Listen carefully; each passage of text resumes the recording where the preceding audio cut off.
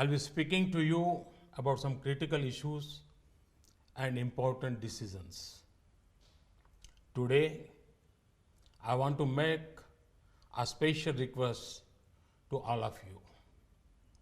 You may recall that economic situation in May 2014 when you entrusted us with an honors responsibility. In the context of BRICS, it was being said that the eye in BRICS was shaky. Since then, we had 2 years of a severe drought. Yet, in the last 2.5 years, with the support of 125 crore Indians, India has become the bright spot in the global economy. It is not just we who are saying this. It is being stated by the International Monetary Fund and the World Bank. In this effort for development, our motto has been Sabka Saath, Sabka Vikas. We are with all citizens and for development of all citizens. This government is dedicated to the poor. It will remain dedicated to them. In our fight against poverty, our main thrust has been to empower the poor and make them active participants in the benefits of economic progress. The Pradhan Mantri Jan Dhan Yojana, the Jan Suraksha Yojana, the Pradhan Mantri Mudra Yojana, small enterprises, the Stand Up India program for Dalits, Adivasis and women, the Pradhan Mantri Ujjwala scheme for gas connections in the homes of the poor, the Pradhan Mantri Fasal Bima Yojana and Pradhan Mantri Krishi Sinchai Yojana to protect the income of farmers, the Soil Health Card scheme to ensure the best possible yields, the E-NAM, the National Marketplace scheme to ensure farmers get the right price for their produce. These are all reflections of this approach. In the past decades, the specter of corruption and black money has grown. It has become the effort to remove poverty. On the one hand, we are now number 1 in the rate of economic growth. But on the other hand, we were ranked close to 100 in the global corruption perception ranking 2 years back. In spite of many steps taken, we have only been able to reach a ranking of 76 now. Of course, there is improvement. This shows the extent to which corruption and black money have spread their tentacles. The evil of corruption has been spread by certain sections of society for their selfish interests. They have ignored the poor and cornered the benefits. Some people have misused their office for personal gain. On the other hand, honest people have fought against the evil. Crores of common men and women have lived this life with integrity. We hear about poor auto rickshaw drivers returning gold ornaments left in the vehicles to their rightful owners. We hear about taxi drivers who take pains to locate the owners of the cell phones left behind. We hear vegetable vendors who return excess money given by customers. There comes a time in the history of country's development when a need is felt for a strong and decisive step. For years, this country has felt that corruption, black money, and terrorism are fast-running source holding us back in the race towards development. Terrorism is a frightening threat. So many have lost their lives because of it. But have you ever thought about how these terrorists get their money? Enemies from across the border run their operations using fake currency notes. This has been going on for years. Many times, those using fake 500 and 1000 rupee notes have been caught and many such notes have been seized. Brothers and sisters, on the one hand is the problem of terrorism. On the other hand is the challenge posed by corruption and black money. We began our battle against corruption by setting up an SIT headed by a retired Supreme Court judge immediately upon taking office. Since then, a law was passed in 2015 for disclosure of foreign black money. Agreements with many countries, including the USA, have been made to add provisions for sharing banking information. A strict law has come into force from August 2016 to curb Benami transactions, which are used to deploy black money earned through corruption. A scheme was introduced for declaring black money after paying a steep penalty. My dear countrymen, through all these efforts, in the last 2.5 years, we have brought into the open nearly 1,25,000 crore rupees. It's not a small amount. 1,25,000 crore rupees of black money belonging to the corrupt. Honest citizens want this fight against corruption, black money, Benami property, terrorism, and counterfeiting to continue.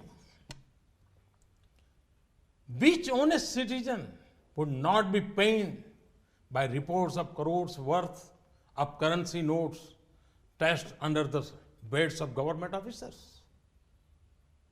Or by reports of cash found in gunny bags? The magnitude of cash circulation is directly linked to the inflation become worse through the deployment of cash earned in corrupt ways. The poor have to bear the brunt of this.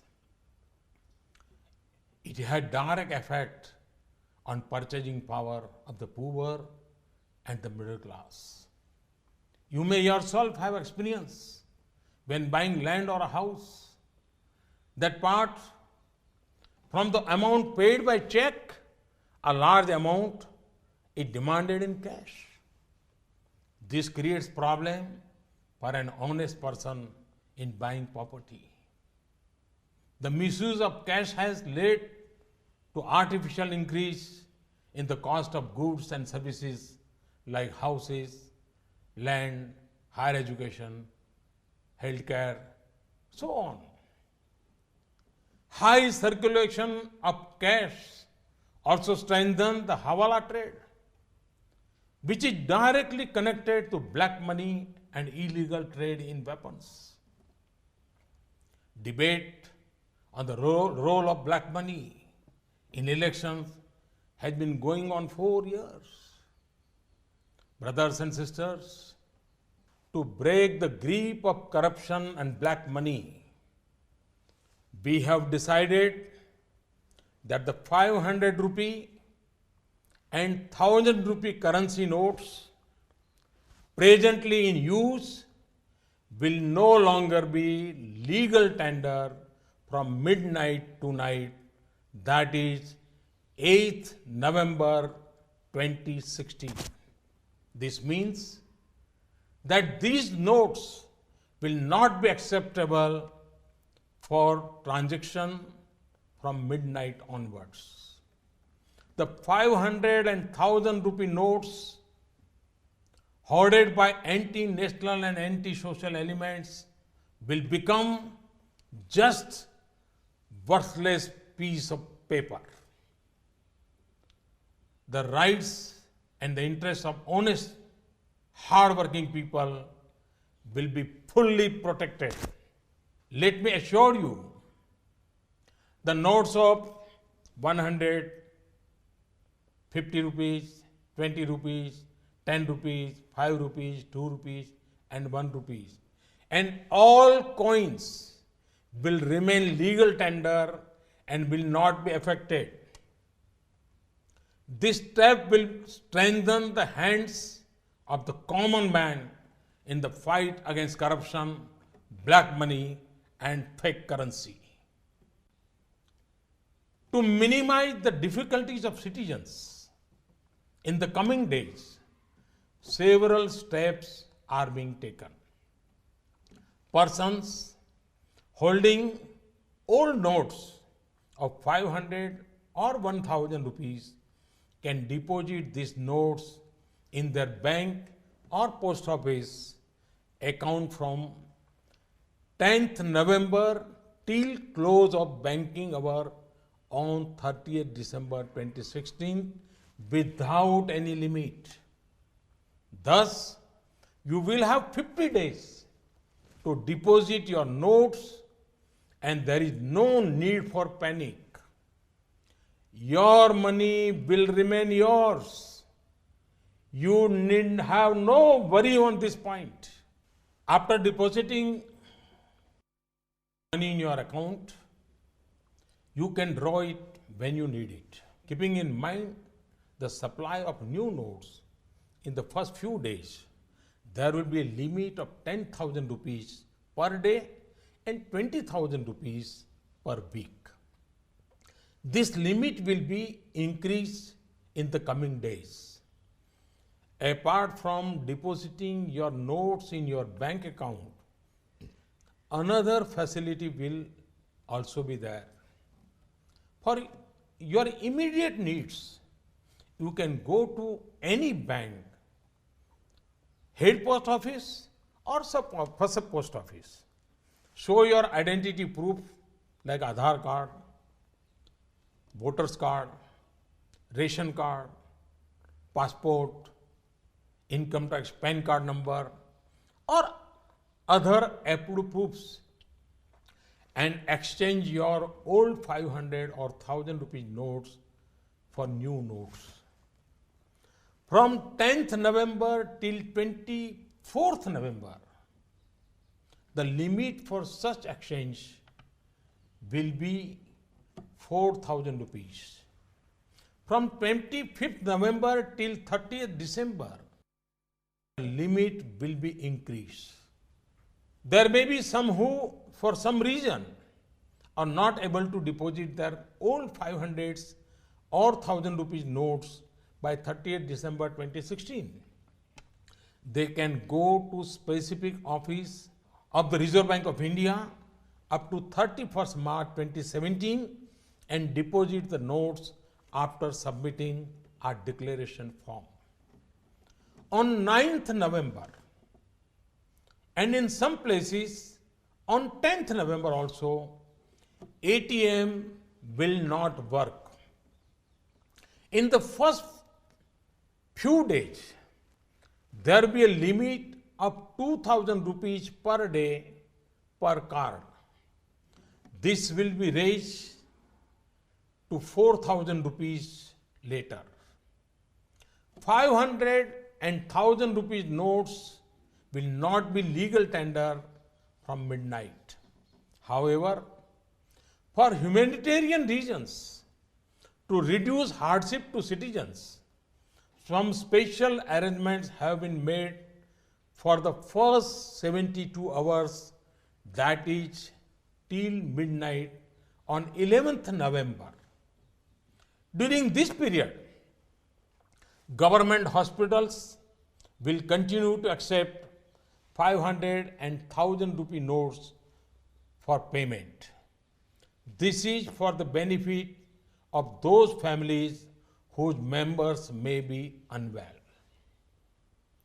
Pharmacies in government hospitals will also accept these notes for buying medicines with doctor's prescription.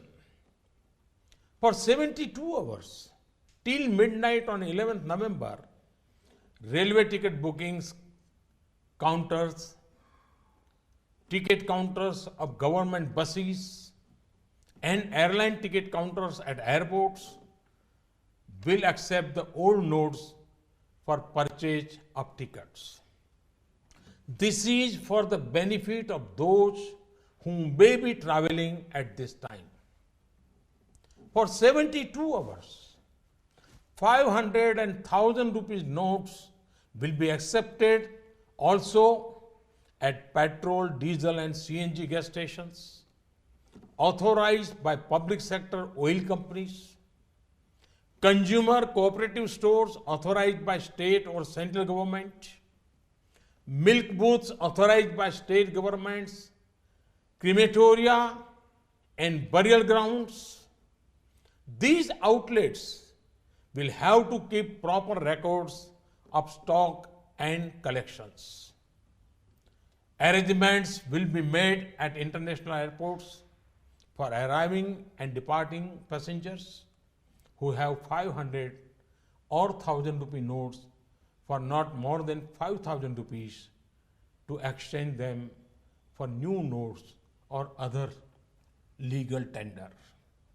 One more thing I would like to mention. I want to stress that in this entire exercise, there is no restriction of any kind on non-cash payment by checks, demand drafts, debit or credit cards, and electronic fund transfer. Brothers and sisters, in spite of all these efforts, there may be temporary hardship to be faced by honest citizens. Experience tells us that ordinary citizens are always ready to make sacrifices and face difficulties for the benefit of the nation. I see that spirit when a poor widow gives up her LPG subsidy, when a retired school teacher contributes his pension to the Swachh Bharat mission, when a poor Adivasi mother sells her goats to build a toilet, when a soldier contributes 57,000 rupees to make his village clean. I have seen that the ordinary citizen has the determination to do anything if it will lead to the country's progress. So, in this fight against corruption, black money, fake currency, fake notes, and terrorism, in this movement for purifying our country, will our people not put up with difficulties for some days? Have full confidence that every citizen will stand up and participate in this Mahayagna. My dear countrymen, after the festivity of Diwali, now join the nation and extend your hand in this Imandari Ka Utsav. This Pramanikta Ka Parva, this celebration of integrity, this festival of credibility. I'm sure that all political parties, all governments, social services organizations, the media, and indeed all sections of society will take part in this with enthusiasm and make it a success. My dear countrymen, secrecy was essential. It is only now, as I speak to you, that various agencies like banks, post office, railways, hospitals, and others are being informed. The Reserve Bank, banks, and post offices have to make many arrangements at very short notice. Obviously, time will be needed. Therefore, all banks will be closed to the public on 9th November. This may cause some hardship to you. I have full faith that banks and post offices will successfully carry out this great task of national importance. However, I appeal to all of you to help the banks and post offices to meet this challenge with poise and determination. My dear citizens, from time to time, based on currency needs, the Reserve Bank, with the approval of the central government, brings out new notes of higher value. In 2014, the Reserve Bank sent a recommendation for issue of 5,000 and 10,000 rupee notes. After careful consideration, this was not accepted. Now, as part of this exercise, RBI's, Reserve Bank's recommendation to issue 2,000 rupees notes has been accepted. New notes of 500 rupees and 2,000 rupees with completely new design will be introduced. Based on past experience, the Reserve Bank will hereafter make arrangements to limit the share of high denomination notes in the total currency in circulation. In country's history, there come moments when every person feels he too should be the part of that moment, that he too should make his contribution to the country's progress. Such moments come but rarely. Now we again have an opportunity where every citizen can join this Mahayagna against the ills of corruption, black money, and fake notes. The more help you give in this campaign, the more successful it will be. It has been a matter of concern for all us that corruption and black money tend to be accepted as a part of life. This type of thinking has afflicted our politics, our administration, and our society like an infestation of termites. None of our public institutions is free from these termites. Time and again, I've seen that when the average citizen has to choose between accepting dishonesty and bearing inconvenience, they always choose to put up with inconvenience. They will not support dishonesty. Once again, let me invite you to make your contribution to this grand sacrifice for cleansing our country, just as you clean your surroundings during Diwali. Let us ignore the temporary hardship. Let us join this festival of integrity and credibility. Let us enable coming generation to live their lives with dignity. Let us fight corruption and black money. Let us ensure that the nation's wealth benefits the poor. Let us enable law-abiding citizens to get their due share. I have confidence in 125 crore people of India. And I'm sure country will get success. Thank you very much.